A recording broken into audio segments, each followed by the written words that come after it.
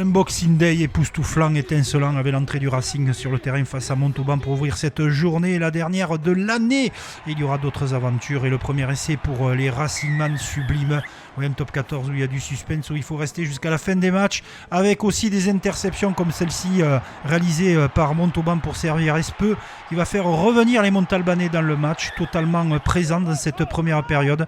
Mais le Racing va accélérer un petit peu et va forcer le talent avec une fois de plus un passage par le sol et la passe lumineuse Chistera de Carbonneau pour Huleux en bout de ligne malgré le retour désespéré de Vichy. Le Racing Hugoson à la baguette, toujours pour les flèches. Ciel et blanche, et ce coup-ci c'est Ravou Tomada qui marque avec une belle captation de balle en touche. Carbonneau à la manœuvre, à hauteur, cette passe plein intervalle fantastique du Racing 92. Montauban, je vous le disais, c'est plus compliqué en seconde période. Montauban essaye, Montauban veut faire du jeu, mais Montauban commet des erreurs. Ce ballon a été récupéré, les cadeaux de Noël, c'est terminé pourtant, et c'est Carbonneau qui va marquer son premier essai de la soirée, récompensé par ses efforts. Regardez-le, il va être à la manœuvre une fois de plus en appelant ses gros autour de lui et lancer en percussion en mode bulldozer les Franciliens qui tournent vraiment fort cette saison. Il faudra compter sur eux, ils sont présents dans ce championnat avec une fois de plus une envolée magnifique, des rebonds favorables ou capricieux. En tout cas, la chance ne sourit qu'aux audacieux avec de nouveau Carbonneau qui marque un doublé. Les extérieurs du jeu total pour les Franciliens. Il y a un petit peu de désordre, mais il y a cette passe rasante, somptueuse, cette Chistera. Ça va revenir, c'est en arrière, on laisse jouer, on a parfaitement raison avec le corps arbitral et on va revenir à quelques centimètres se faire plaquer. Montauban est à l'agonie sur cette seconde période et un nouvel essai pour Toupou qui marque encore une fois de plus la puissance et Hughes, l'anglais qui ramasse ce ballon et qui arrache tout sur son passage. Victoire écrasante du Racing 92, bonifié, superbe à domicile pour Montauban, c'est très dur. Castres recevait le Loup Rugby à Pierre Fabre, toujours pour ce Boxing Day qui nous tient en haleine avec des records et qui vont être totalement pété en deux à la fin de la saison, passez-nous l'expression, parce que les essais volent de partout et les ballons de main en main avec Botitou qui marque ce premier essai. Lyon est vraiment bien dans la partie et il y a un duel formidable que l'on va voir dans l'après-midi avec Vainicolo qui marque. Il a Christian Ambadiang en face et on va la voir ce duel, on va se régaler parce que Vainicolo, regardez, il nous gratifie d'un petit coup de pied par-dessus, pourquoi pas, le rebond est favorable, ça tergiverse un petit peu, boum, l'énorme caramel et puis Vainicolo pour son doublé qui file et met les Lyonnais sur orbite dans cette seconde période avec tout de même une lourde séquence avec les avants castrés qui vont marquer et réagir. C'est un 15 partout entre ces deux équipes.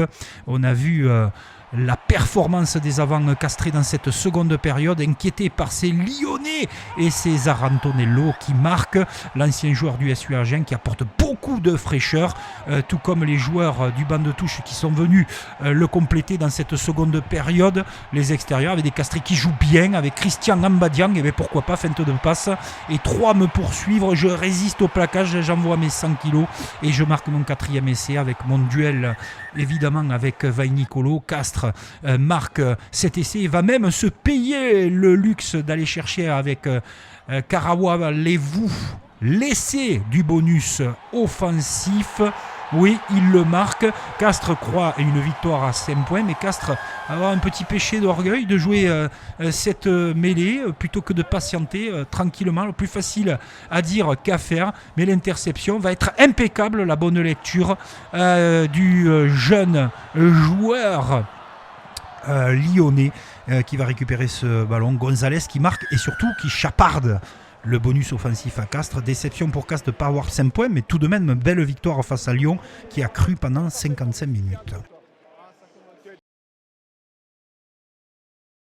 Autre match, autre rencontre, l'Aviron Bayonnais, Stade Français. Alors là, avec un match assez incroyable, une fois de plus, comme l'Aviron nous réserve, avec ce Stade Français très conquérant, très en place en début de rencontre. Et on va regarder, après cet avantage en cours de monsieur l'arbitre, que Mapou a bien marqué cet essai.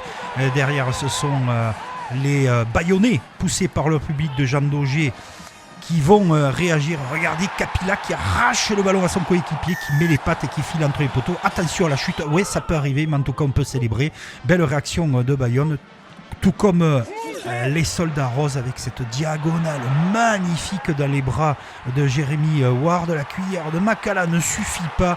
Ward qui marque, des Parisiens très intéressants sur groupé pénétrant, mais ils vont se faire secouer à leur tour sur groupé pénétrant avec les Bayonnais qui emportent tout sur leur passage. Avantage en cours et regardez une fois de plus la clairvoyance et cette passe phénoménale. Et dans l'intervalle, la passe fait la différence. Alors Tibérien, bien sûr, marque sur ses appuis exceptionnels, mais la passe fantastique du demi d'ouverture de Bayonne, Joris Second, qui donne un coup de pied aussi extraordinaire. Et Matteo Carreras qui va peut-être tomber, il s'arrache et non, il roule. Demi-tour toupie, Bayonne reprend l'avantage, mais les Parisiens ne sont pas venus faire du tourisme sur la côte basque. Et regardez cette puissance avec Abramsvili, le pilier du Stade Français Paris, qui ramène une fois de plus le Stade Français au score. Le Stade Français reste à 1 point. Et regardez ce coup de pied rasant anodin. On veut dégager, on se fait contrer avec la troisième ligne. Le ciel est tombé sur l'aviron bayonnais avec cet essai de Anaïf Onoua. Dans les derniers instants, c'est Lucas Paulos qui va chercher cet essai. Faut-il transformer derrière? Joris Second va le faire. Une fois de plus, un scénario de dingo à Bayonne. Bayonne l'emporte d'1 point face à Paris. Alors on n'y voyait pas clair dans le match à la SM Clermont-Auvergne et l'Union Bordeaux-Bègles, conditions météo oblige, mais en tout cas on sait une chose, c'est que Christophe Furios a dû ouvrir les yeux de ses joueurs qui avaient chuté à Perpignan. Il n'a pas du tout apprécié et le public non plus, donc les Clermontois vont se remettre au job et surtout un exercice qu'ils maîtrisent parfaitement depuis le début de la saison. Regardez-moi ce groupe pénétrant dévastateur au pied du Puy de Dôme, ça chauffe dans les travées et puis ça va chauffer pour monsieur l'arbitre. Et cette pénalité accordée à la 22e minute de jeu, en si bon chemin, les Clermontois vont continuer leur effort collectif et surtout c'est George Moala qui va marquer ce second essai avec une fois de plus une captation de balle en touche pour les Girondins, menés 17-5 et la réaction de Gaëtan Barlot qui marque. Les Girondins, une fois de plus, vont recoller au score par Falatea. Mais Clermont a de bonnes dispositions dans cette rencontre, des dispositions de conquête, de combat, d'efficacité aussi, avec cet essai de Loa qui marque. Et pour parachever ce travail, il fallait que Plummer s'arrache pour donner un avantage considérable à l'ASM Clermont-Auvergne, tente 4-14 avant que le dernier essai ne revienne à Retière. Clermont a fait du super boulot face à Bordeaux et s'est racheté devant son public. La section paloise pouvait être leader, pas leader, en tout cas finir second dans ce championnat. Il fallait regarder le résultat du Stade Toulousain et la section paloise va se frotter à une très très belle équipe de Montpellier, mais tout en maîtrise. Plus surprenant du tout les Palois, tellement ils produisent du jeu et du très beau jeu depuis le début de la saison. Totalement efficace. 10-0 pour eux après cet essai de Maximin, le second de ligne international, avant que Montpellier fasse parler sa force habituelle avec sa maîtrise du molle et de sa technicité avec Riquitelli qui marque un nouvel essai. Ça fait 2 en quelques jours pour lui avec les Palois, avec ce jeu en première main et les cannes. Une fois plus, des jeunes joueurs de la section paloise qui sont lancés avec ce coup de pied rasant, fantastique pour Mondina qui marque. Montpellier mené 20-7, mais Montpellier ne baisse jamais la garde dans cette rencontre et va trouver des solutions à hauteur pour perforer la défense. On renvoie parfaitement le jeu et on trouve la solution avec Taofi Fenoua. Les Palois se sentant en danger vont renverser la vapeur à la 44e minute de jeu avec cette belle séquence de passe au contact après contact et surtout s'arracher une fois de plus pour nouvel essai de la part des Palois, superbement amené. Et puis les Palois qui vont essayer d'assommer l'adversaire à l'heure de jeu où il se passe beaucoup de choses. Assommé avec la surpuissance de Facundo Issa. Mais Montpellier, je vous le disais, ne baissera jamais les bras dans cette rencontre face à un des cadors de ce championnat qui est séduisant, qui mérite sa place actuelle. Et Montpellier reste en préparation avec ce nouvel essai Ah oui, qu'on va regarder à la vidéo, accordé à Price, qui marque l'Écossais. Le retour montpelliérain, inespéré, mais surtout pragmatique, efficace, avec encore une fois un essai de Picardo qui marque victoire de Pau face à Montpellier, 35-33. Et on voulait voir le visage des Catalans qui se déplaçaient à Toulon. Toulon qui devait se racheter devant son public pour la dernière à Mayol en 2025. Il y aura d'autres aventures et ça part plutôt bien avec ce geste magnifique en diagonale au pied. Derrière la remise intérieure en Chistera pour un essai de Loudlam avec une fois de plus des Catalans qui surprennent et qui surtout se sont retrouvés au terme de confiance pour libérer Maxime Granel sur les extérieurs avec cet essai en contre. Une USAP intéressante en première période, une USAP en progrès, mais des joueurs du RCT qui reviennent en seconde période menés sur le score de 10-7 au Citron avec des molles dévastateurs dont ils ont le secret et surtout cet essai de Alawinse qui marque en arrachant tout sur son passage avec ses coéquipiers déterminés avec les impulsions foudroyantes de ses trois quarts et surtout de l'international Gabin Villiard qui va libérer sa passe dans la chute pour retrouver les trois quarts toulonnais qui vont se préparer à déblayer mais surtout à reprendre le ballon par l'intermédiaire de Gabin Villiard qui marque son essai plein de rage et d'enthousiasme. L'ailier international Toulon retrouve son jeu de trois quarts, troisième ligne. La liaison entre les avants et ces mêmes trois quarts est intéressante. Regardez le petit geste en même temps là de serein, superbe petit coup de pied qui remet dans l'avancée. Ça fait partie des gestes de cette journée. Et là, un geste encore plus merveilleux. La diagonale magnifique pour Dréan. Pris de crampe, mais qui offre le bonus offensif à Toulon, qui est troisième du championnat.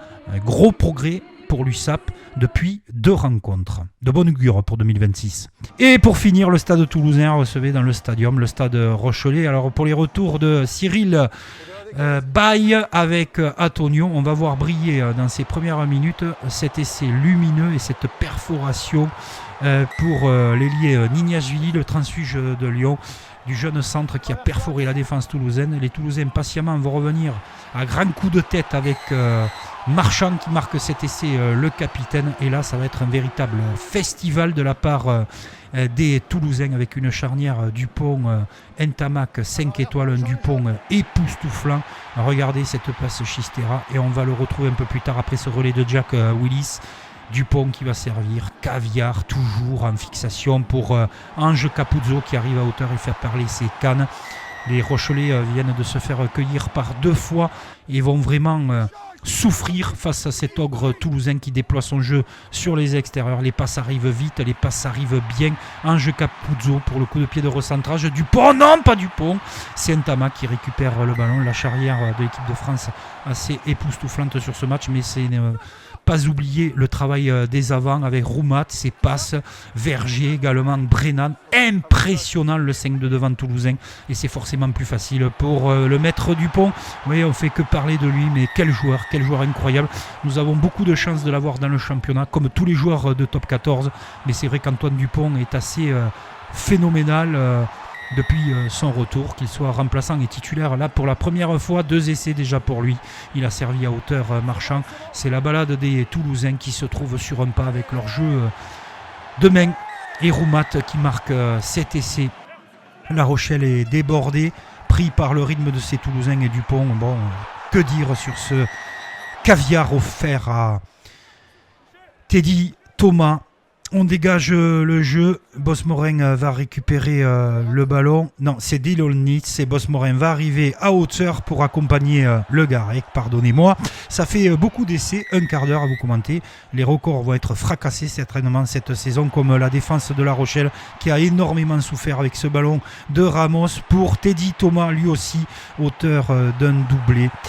Et il en restera encore un petit peu pour les Rochelais, les Maritimes. Terrible soirée pour eux. Le match le plus dur, a dit Ronan O'Gara depuis qu'il entraîne à La Rochelle. Mais Toulouse marchait sur l'eau avec ce dernier essai de Banos. Victoire époustouflante, écrasante du stade toulousain qui, avec 2 points à moins, est leader du championnat Déception immense pour Greg Aldrit. Ils se rattraperont, les Rochelais, n'en doutez pas. Le Stade Toulousain a le titre honorifique de champion d'automne et un point suit la section paloise. Toulon, le Stade français, Bordeaux-Bègles et Bayonne pour les places de qualification. Derrière, c'est la grande bataille jusqu'à la 11e place.